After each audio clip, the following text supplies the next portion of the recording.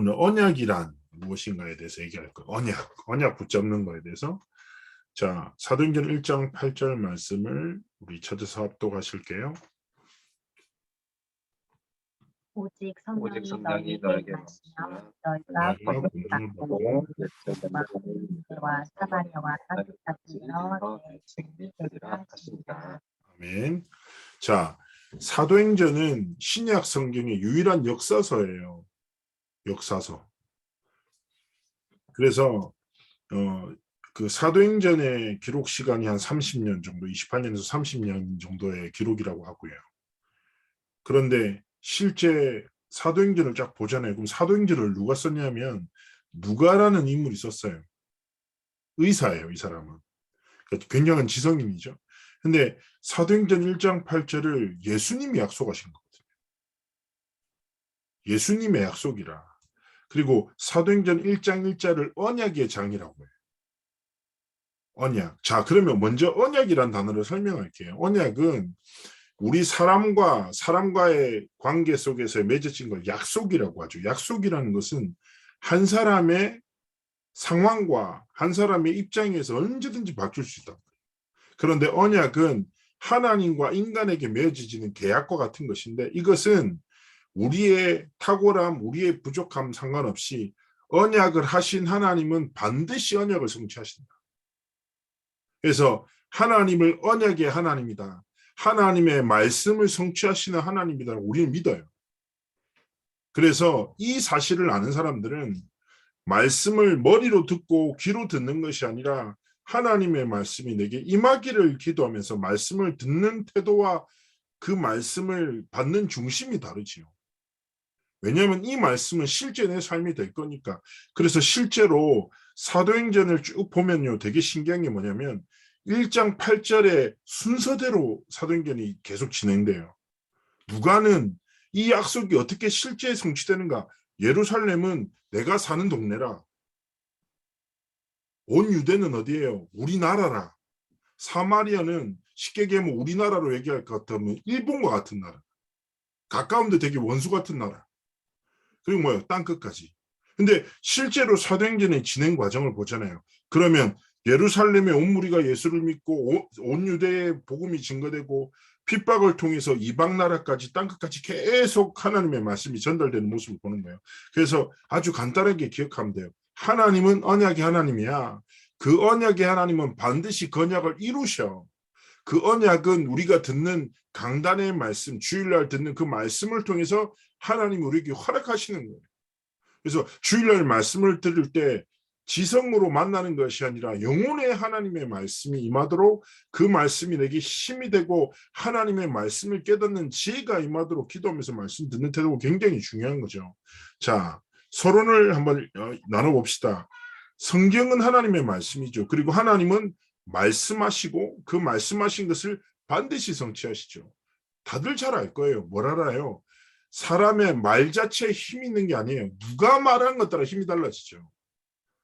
자, 테슬라의 일론 머스크 보십시오. 얼마나 그 사람으로 인해서 막 증시 자체가 왔다가 또 코인 시장이 난리 나잖아요.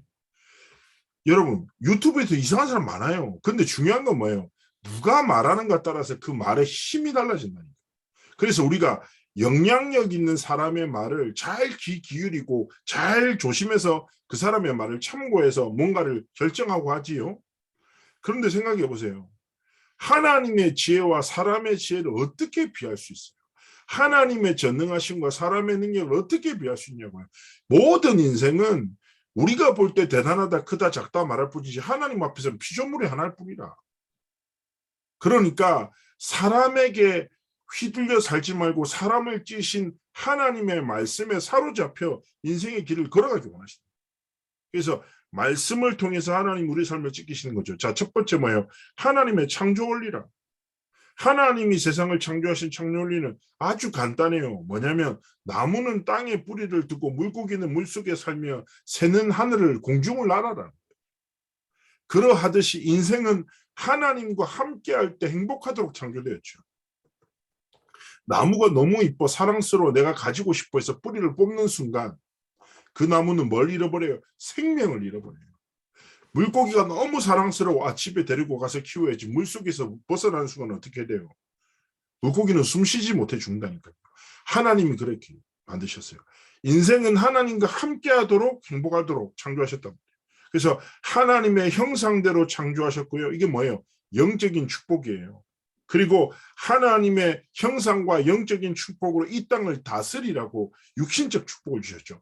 창세기 1장 27절에 보면 하나님이 우리에게 생육하고 땅에 번성하고 땅에 충만하고 모든 동물과 생물들을 다스릴 지혜와 권세를 주신 것이죠. 그 실제로 생각해봐요. 보세요. 인간만큼 연약한 존재가 없지요. 아마 앞으로 이제 아이를 길러보시면 알 텐데요. 저도 아이 놓고 깜짝 놀랐잖아요. 보세요. 이렇게 대단한 문명을 만든 인류가, 인간이 태어나면 스스로 아무것도 할 수 없어. 혼자 먹지도 못해, 움직이지도 못해. 가문이 내두잖아요. 애들은 죽어요. 그런데 훨씬 미개하다고 하는 동물들 보셨어요? 동물의 왕국 보셨어요? 제 아들이 동물을 너무 좋아해서 저도 동물 다큐 엄청 자주 보거든요. 어쩔 수 없어요. 근데 진짜 신기한 게 뭔지 알죠? 낳는 순간 부들부들 떨면서 일어나서 스스로 젖을 찾아 먹는다. 근데 인간은요, 스스로 아무것도 할 수 없어. 아기는요, 내버려 두면 죽는다니까.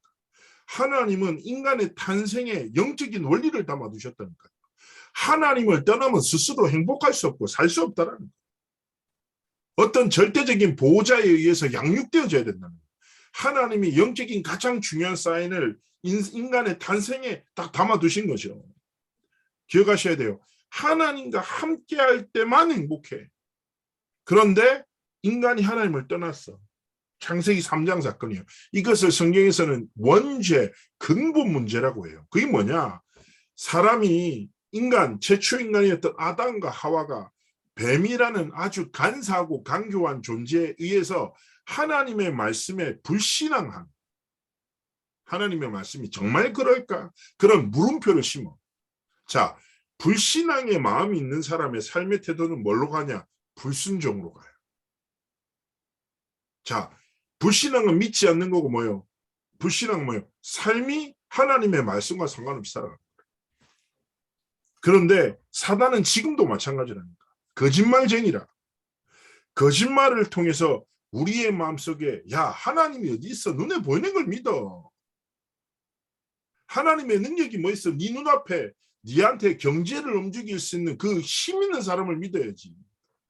근데 예레미야서 17장에 분명히 얘기하거든요. 사람을 믿으며 육신으로 그의 힘을 삼고 마음이 여호와에게서 떠난 그 사람은 저주를 받은 거라. 자, 기억해야 합니다. 사단은 지금도 거짓말해서 우리의 마음에 불신앙을 심고 우리의 삶이 불순종을 따르도록 하나님의 말씀을 믿지 않고 그 말씀을 믿지 않게 살아가지 않도록 끝없는 거짓말 속에 빠뜨린다. 그래서 이 하나님을 떠난 문제를 원죄라고 하고 인생의 근본 문제라고 하는데, 떠난 인간을 잘 보세요. 사람이 영적 존재이기 때문에 하나님을 떠났는데 하나님 보이지 않아. 하나님을 알 수도 없어. 그래서 하나님이 약속하시는 거예요. 가장 중요한 언약을 주신 거예요. 그게 뭐냐면 구약. 성경을 신약과 구약으로 나눠요. 총 66권이에요. 구약은 몇 권일까요? 39권. 신약은 27권. 그래서 이렇게 외우는 게 최고입니다. 3927. 구약 39권, 신약 27권. 66권인데. 그러면 구약을 옛 언약이라고 하는 거예요. 옛 언약. 구, 약. 신약은 새 언약. 하나님이 오랜 시간 전부터 인간이 하나님을 떠난 그 순간부터 뭐냐면 언약을 주시는 거예요. 창세기 3장 1절에서 6절이 원죄라고 얘기했잖아요. 그런데 창세기 3장 15절에 그러니까 이렇게 신약에서 뭐라고 하냐면 이렇게 얘기하는 거예요. 뭐냐면 원시복음이라고 해요. 하나님이 인간이 하나님을 죄로 인해서 떠나자마자 하나님이 약속을 주시고 뭐냐? 여자의 후손을 보냈기. 자, 모든 생명은 남자 여자가 이제 결혼하고 생명을 하나님이 정자와 난자가 만나서 생기잖아요. 그런데 성령의 잉태하심을 통해서 이사야 7장 14절 처녀가 잉태해서 애들을 낳을 거예요. 성령으로 말미암아. 출애굽기 3장 18절에 희생제물, 피제사를 통해서 하나님이 모든 해방과 자유를 주실 거예요. 그래서 구약은 그림자라고도 표현하는 거예요. 구약에서는요, 오실 메시아의 언약만 붙잡아도 살아나요. 그래서 방주도, 그리고 노뱀, 모세 시대에 있었던 노뱀, 아세사레, 염소, 도피성부터 시작해서 그리스도, 오실 그리스도를 약속하는 수많은 상징들이 있는 거죠. 그런데 그 그림자만 믿어도 그 시대는 살아났어요. 자, 그런데 그분이 이때 오셔서 새 언약이에요. 성취된 거예요. 신약이에요. 자, 누구십니까? 마태복음 1장 21절에서 23절. 아들을 낳으리니 그 이름을 예수하라. 그는 자기 백성을 그들의 죄에서 구원할 자야. 그러면서 2장 22절 23절은 뭐냐? 이 말씀은 이사야 7장 14절의 언약의 성취를 위해서 하나님이 이를 주신 거야. 그래서 예수님의 이름의 뜻은 뭐예요? 구원자세요. 그리고 그리스도의 일을 이루셨죠. 하나님을 떠난 인생에게 하나님 만나는 길을 여신 참 선지자로 오셨어요. 우리가 보세요. 저희 집 주소가 노원구거든요. 저희 집을 한 번도 안 와보셨겠지만 제가 주소를 드리면 카카오 맵이나 카카오 맵을 따라가 보면 저희 집에 쉽게 도착하실 거예요. 근데 하나님을 만날 수 있는 주소가 없어요. 그래서 하나님이 하나님 만날 수 있는 유일한 길을 주신 게 뭐예요? 예수 그리스도라. 그래서 우리가 예수님을 통해서 하나님을 믿는 믿음, 하나님을 만나는 은혜 속으로 들어가는 거죠. 그리고 얘기했잖아요. 죄와 저주 속에 있는 인생에 참 제사장 계셔서 모든 죄와 저주를 완전히 해결하셨고 사단의 권세를 깨뜨린 참 왕으로 오셔서 눈에 보이지 않게 거짓말을 통해서 불신앙을 심고 불순종의 삶을 살아가도록 만드는 모든 사단의 권세를 완전히 깨뜨리셨다. 자, 그래서 이 예수님이 우리의 모든 죄를 대속하기 위해서 십자가에 죽으셨다가 하나님이란 증거로 부활하셨어요. 죽음과 사망의 권세를 이기시고 부활하셨어요. 그리고 그분이 부활하셔서 약속하신 거예요. 성령을 우리에게 주시기로. 이것도 언약이라. 예수님이 오신 것도 언약이고 예수님이 오신 것도 언약이고 그리고 그 예수님이 또다시 언약하시는 거예요. 성령을 너에게 줄게. 보혜사를 보내줄게. 그래서 진짜 예수 믿는 자에게 하나님은요 성령으로 내조하고 성령의 인도와 역사하심을 통해서 인도하십니다. 우리가 믿는 하나님을 성부, 성자, 성령이라고 해요. 삼위일체, 독립된 인격체시나 한 분이십니다. 뭐 상식적으로 우리의 논리로는 이해하기 어려워요. 근데 우리가 믿는 믿음이거든요. 성부 하나님 아버지는 세상을 말씀으로 창조하셨고요. 성자 예수 그리스도께서 말씀을 어떻게 해요? 성취하셨고 성령 하나님께서 말씀을 완성시켜 나가십니다.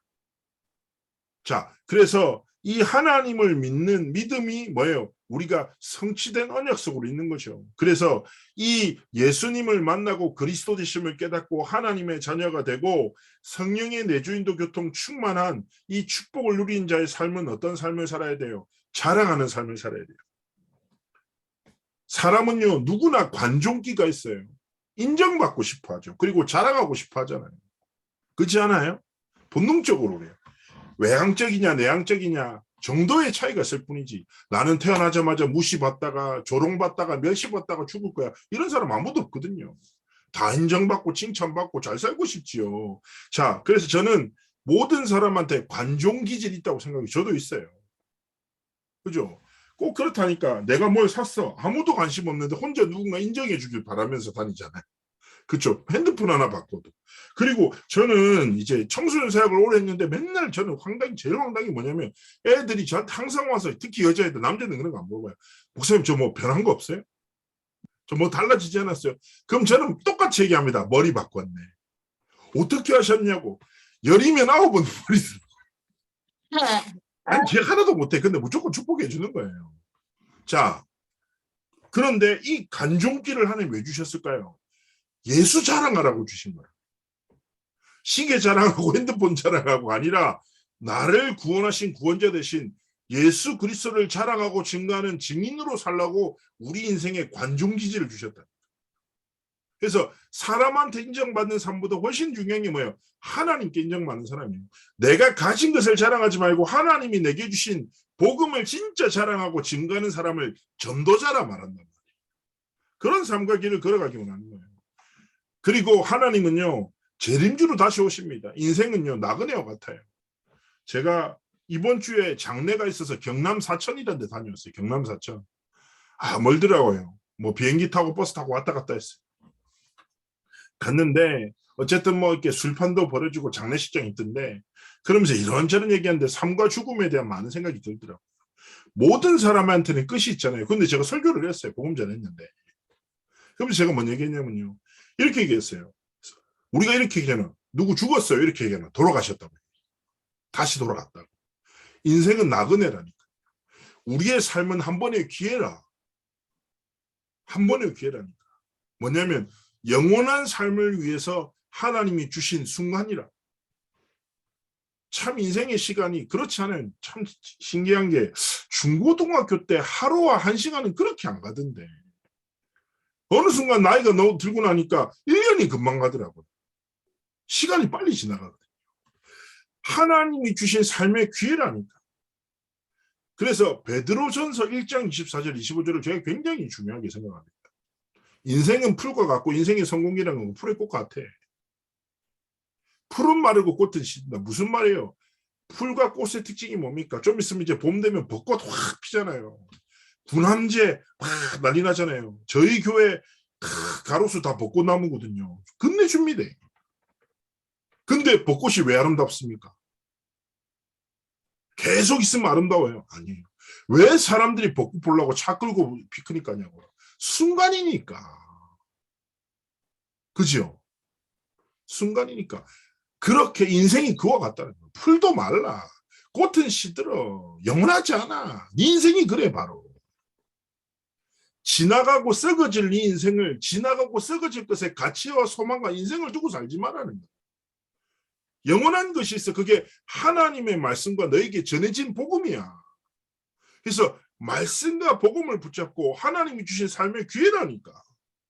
뭐 먹고 살지, 더 먹고 살지, 조금 더 넓은 곳에서 살아야 되겠다. 이것이 우리의 삶의 가치와 목적이 아니라 하나님이 왜 날 지으셨지? 어떤 삶을 살아가길 원하시? 무엇을 남기는 삶을 살아가지를 질문하면서 말씀 속에서 답을 찾고, 맛있는 거 먹고 좋은 거 먹고 넓게 보지만 결국 뭐예요? 증인의 길과 언약의 성취의 길을 걸어가게 하나님 원하시는 거예요.